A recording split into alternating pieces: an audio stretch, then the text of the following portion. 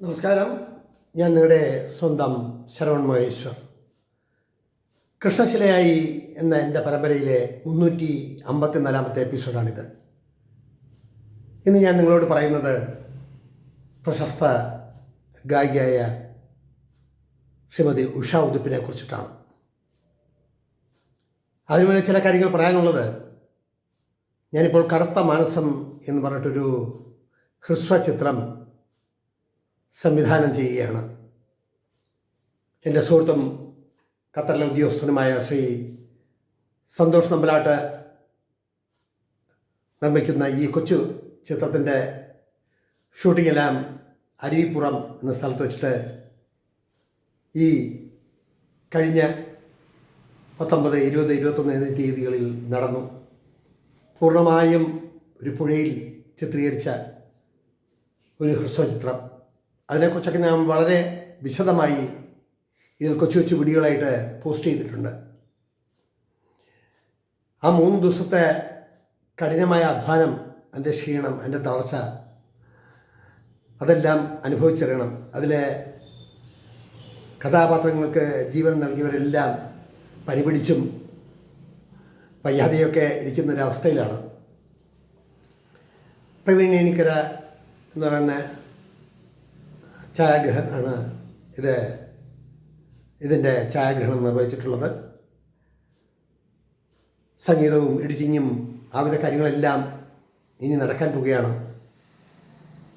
ചിത്രീകരണമെല്ലാം ഭംഗിയായി തന്നെ കലാശിച്ചുവെങ്കിലും ഓരോ ദിവസവും 10-12 മണിക്കൂർ ഒഴുകുന്ന പുഴയിൽ കിടന്നതിൻ്റെ ക്ഷീണവും തളർച്ചയും ഒക്കെ ഇപ്പോഴും പൂർണ്ണമായും മാറിയിട്ടില്ല. 18, 19, 20, 21 ഈ തീയതികളിലാണ് അതെല്ലാം ആ കൊച്ചു ചിത്രം ചിത്രീകരണം നടത്തിയത്. അപ്പോൾ അതിൻ്റെ വിലായ്മയൊക്കെ മാറി ഈ വരുന്ന തിങ്കളാഴ്ച മുതൽ വീണ്ടും എഡിറ്റിങ്ങും റഫ് കട്ടിങ്ങും ഡബ്ബിങ്ങും റെക്കോർഡിങ്ങും മിക്സിങ്ങും അങ്ങനെയുള്ള കാര്യങ്ങളെല്ലാം ചെയ്തു തുടങ്ങിയാണ്. ഓഗസ്റ്റിൽ ഈ കൊച്ചു ചിത്രം ജനങ്ങളിലെത്തിക്കണമെന്നാണ് എൻ്റെ ആഗ്രഹം. അതിനു വേണ്ടിയിട്ടുള്ള പരിശ്രമങ്ങൾ നടക്കുന്നു. കൃഷ്ണശിലയായി എന്നുള്ള ഈ പരമ്പര ഏകദേശം 354 എത്തി നിൽക്കുമ്പോൾ ഒരുപാട് പേരെ കണ്ടുമുട്ടിയ അനുഭവങ്ങളും അവരുടെ രീതികളുമെല്ലാം കുറേയെങ്കിലും നിങ്ങൾക്ക് ഉൾക്കൊള്ളാൻ കഴിഞ്ഞു എന്ന് കരുതുന്നു. നിങ്ങളോട് സംസാരിക്കുമ്പോൾ 2,65,116 പേർ എൻ്റെ ഈ കൃഷ്ണശിലയായി എന്നുള്ളത് കണ്ടു കഴിഞ്ഞു. ദിനംപ്രതി 10ഉം 200ഉം പേർ കാണുന്നു. ഇത് സാഹിത്യത്തെക്കുറിച്ചും കലയെക്കുറിച്ചും ഞാൻ കണ്ടുമുട്ടിയ പ്രതിഭകളെ ഞാൻ ഏത് തരത്തിൽ ഓർമ്മിക്കുന്നു അല്ലെങ്കിൽ ഏത് തരത്തിൽ ചിന്തിക്കുന്നു, അവരെക്കുറിച്ച് എൻ്റെ മനസ്സിൽ തോന്നിയ കാര്യങ്ങൾ ഇതെല്ലാമാണ് ഞാൻ നിങ്ങളോട് പറയുന്നത്. ഇതിൽ അതിശയോക്തി കലർന്ന ഒന്നുമില്ല. എൻ്റെ മനസ്സിൽ ഞാൻ അനുഭവിച്ച കാര്യങ്ങൾ നിങ്ങളോട് പറയുന്നു.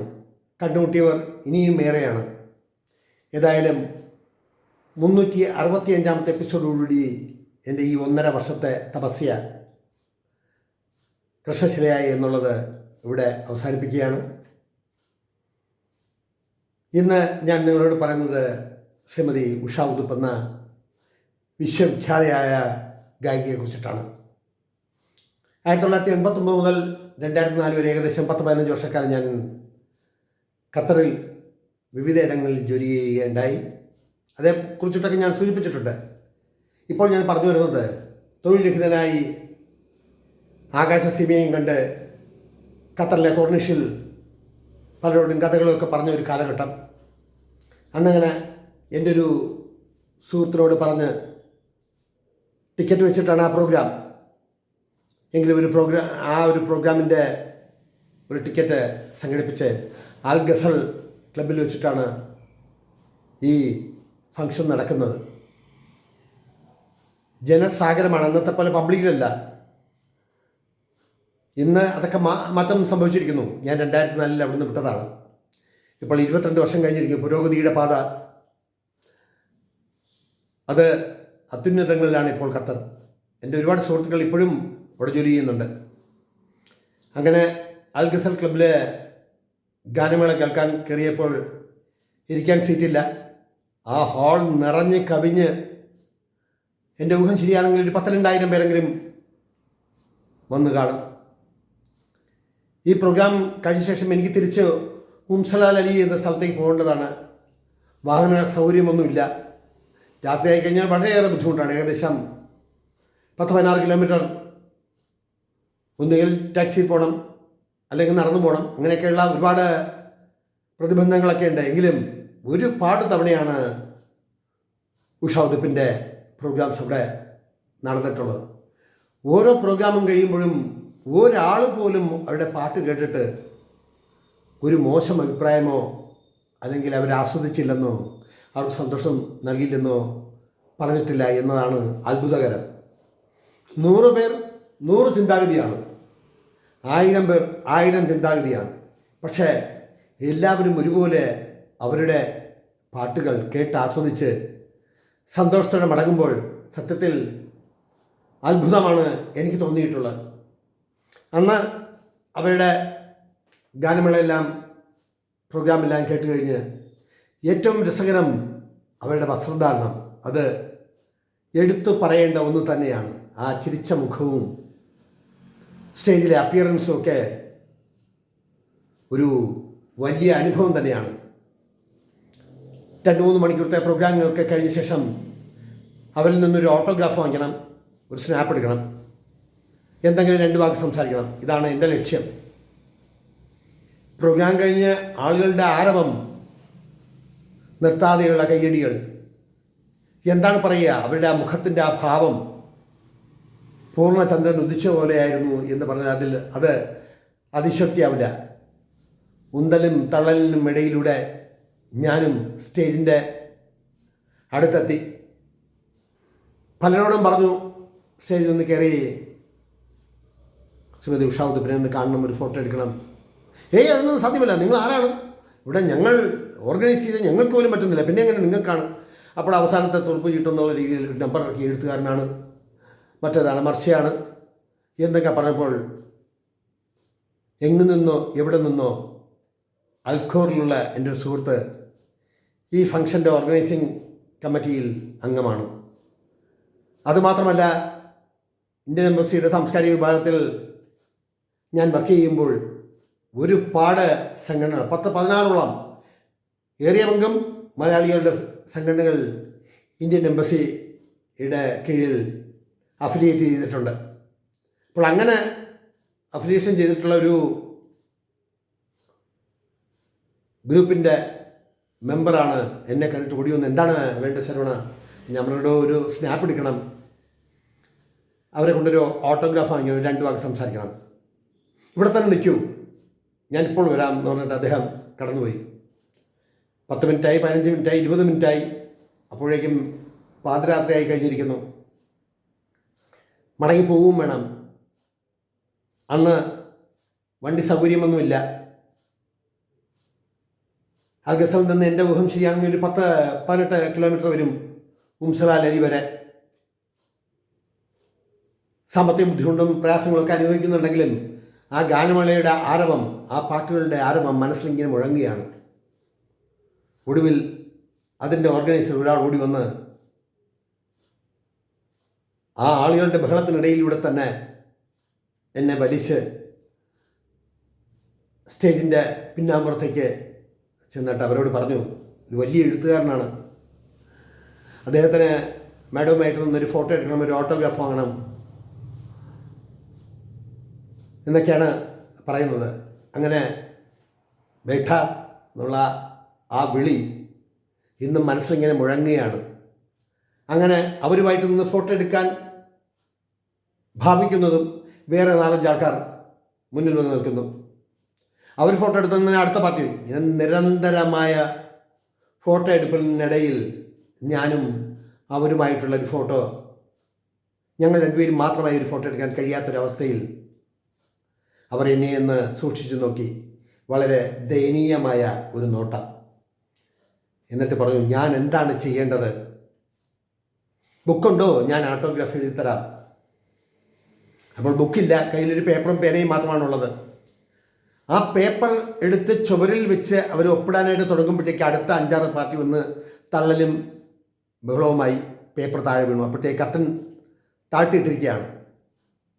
സത്യം പറയട്ടെ, ആ ഒരു രംഗം ഞാൻ ജീവിതത്തിൽ, അതുപോലൊരു രംഗം ഞാൻ വേറെ കണ്ടിട്ടില്ല. അവരുടെ സങ്കടകരമായ ആ നോട്ടവും ഭാവവും. ഫോട്ടോ എടുക്കാനും കഴിഞ്ഞില്ല, ഓട്ടോഗ്രാഫ് എഴുതാനും കഴിഞ്ഞില്ല. അങ്ങനെ അവരുടെ മുന്നിൽ നിന്നും പതുക്കെ ഞാൻ മാറി പോകേണ്ടത് എടുക്കുമുണ്ട്. 10-16 കിലോമീറ്ററാണ് ഇമിഗ്രേഷൻ റോഡ്. ഇപ്പോൾ അവിടെയെല്ലാം വലിയ ബ്രിഡ്ജ് മണ്ടലുകൊണ്ടൊക്കെ വന്നിരിക്കുന്നു. അതുവഴി നടന്ന് ഉംസലാൽ അലിയിൽ രാത്രി എത്തണമെന്നുണ്ടെങ്കിൽ ഏകദേശം 10-16 കിലോമീറ്റർ ഉണ്ടെന്നാണ് ഇന്നും എൻ്റെ ഊഹം. പിന്നെ ഫോട്ടോ എടുക്കാനൊന്നും നിന്നില്ല. പക്ഷേ ഞാൻ അവിടെ നിന്ന് നീങ്ങി സ്റ്റേജിൻ്റെ താഴോട്ട് ഇറങ്ങാൻ ഭാവിക്കുമ്പോൾ അവർ ആൾക്കാരെ വകഞ്ഞ് മാറ്റി എൻ്റെ അടുത്തേക്ക് വന്നു.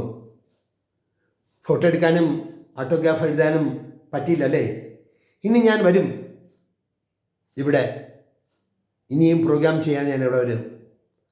അന്ന് എൻ്റെ ആദ്യത്തെ കടമ്പ ശരവണ്ണുമായിട്ട് സ്നാപ്പ് എടുക്കുകയും ശരവണ്ണെ കൂടെ സ്റ്റേജിൽ നിർത്തി 2 വാക്ക് സംസാരിക്കണം എന്നെനിക്ക് ആഗ്രഹമുണ്ട്.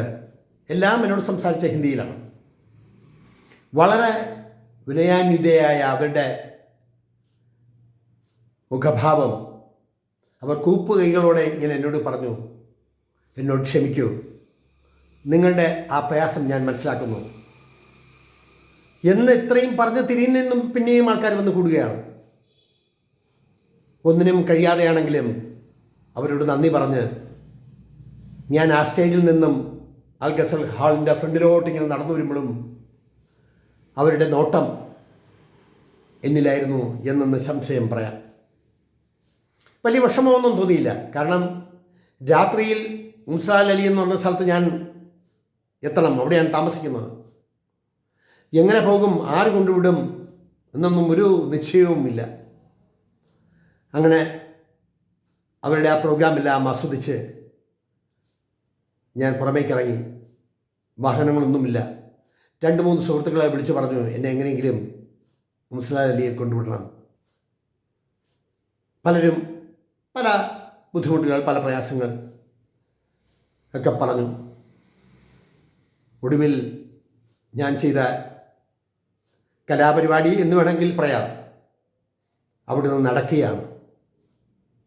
അൽ ഗസൽ ക്ലബിൽ നിന്നും നടന്ന് ഞാൻ ഉംസലാൽ അലി എന്ന സ്ഥലത്തെത്തുമ്പോൾ വെളുപ്പാങ്കാലം 3:30 മണി. കാലെല്ലാം വിറങ്ങലിച്ച് കാലിൻ്റെ പ്രകോശമൊക്കെ പൊട്ടി ചോരമയം തന്നെയാണ്. റൂമിൽ വന്ന് ഷൂ എല്ലാം ഊരി അവിടെ വെച്ച് നോക്കുമ്പോൾ സോക്സ് കംപ്ലീറ്റ് രക്തം കൊണ്ട് നനഞ്ഞിരിക്കുന്നു.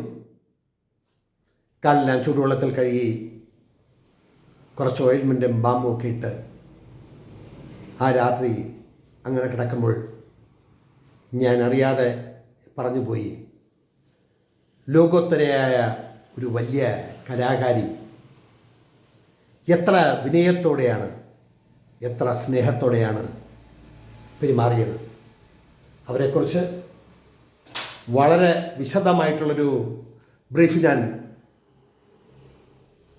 ഈ എപ്പിസോഡിൽ ചേർക്കുന്നുണ്ട്. 1947 നവംബർ 8 മുംബൈയിൽ ജനിച്ചു. 9-ാം വയസ്സ് മുതൽ പൊതുവേദിയിൽ പാടിത്തുടങ്ങിയ ഇവർക്ക്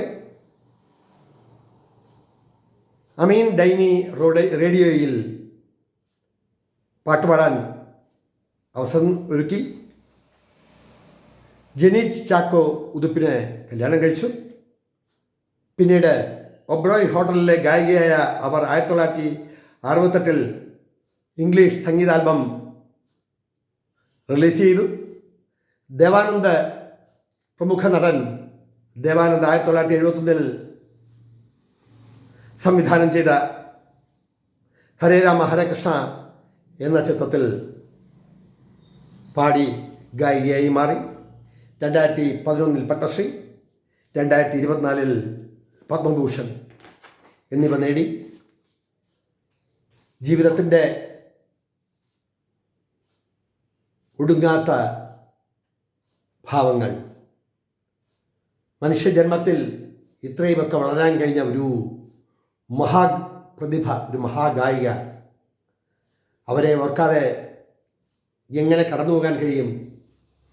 ഞാൻ ഇറങ്ങുമ്പോൾ, സ്റ്റേജിൽ നിന്ന് ഇറങ്ങുമ്പോൾ, ആ കോർണറിൽ നിന്നും ഈ കോർണർ വരെ ഓടി അടുത്തു വന്ന് കൂപ്പുകൈകളോടെ അവർ പറഞ്ഞ ആ വാക്കുകൾ നമുക്ക് എങ്ങനെ മറക്കാനാകും? അതിനുശേഷം ഞാൻ അവരെ നേരിട്ട് കണ്ടിട്ടൊന്നുമില്ല. TV ചാനലുകളിലും മറ്റും അവരെ കാണുമ്പോഴും അവരഭിനയിച്ച പോത്തൻമാവ എന്ന